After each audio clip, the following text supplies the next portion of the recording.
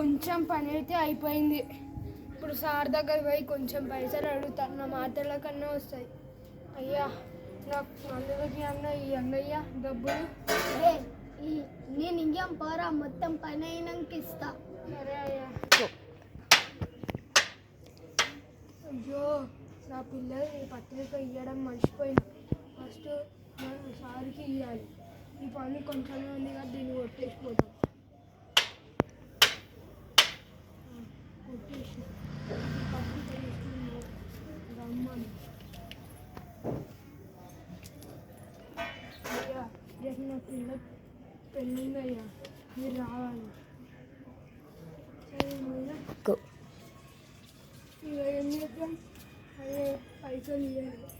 ఇప్పుడు కొట్టి ఇంకా కొంతమంది పత్రికలు ఇచ్చేది కదా, వాళ్ళకి ఇచ్చి ఇంటికి పోతా. నా మనసు చెప్తాను, పిల్ల పెళ్ళి సార్ను అప్పుడే అడగనే పోతా. పోయాలి. సారు నేను అడ్డం పోవచ్చా సారు? మా పిల్లకి పత్రిక అయ్యో ఇది ఒకటే లాస్ట్ పత్రిక ఉంది కదా, మా చుట్టాలకు ఇచ్చి వచ్చేస్తా. అయినా వాళ్ళ ఇంటికి పోతే ఛాయలకి వీళ్ళు పెడతారు.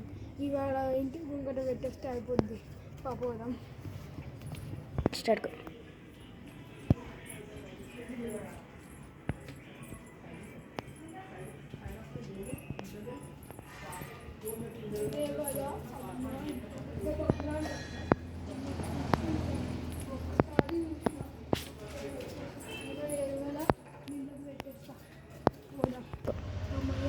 పత్రిక ఇచ్చేసిన ఆ సార్కి అయితే పని అయిపోయింది.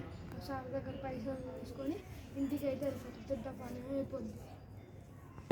సార్ దగ్గరికి అయితే పోతా. సారు నేను పని అంతా చేసిన, డబ్బులు సారు నేను పోతున్నా సార్ ఇంటికి. ఏమయ్యా మంచిగా అయి పని, నువ్వు ఎందుకు ఇడికి వచ్చినావు? అడిగి పోయి చేయి పని ఇడికి. అయ్యో రానే వచ్చింది పెళ్ళికొడుకు. చడుకో ఇక పెళ్ళికొడుకు వచ్చిండు.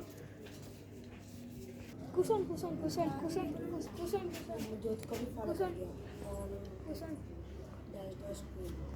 హలో గట్టిగా రా. హలో పెళ్ళి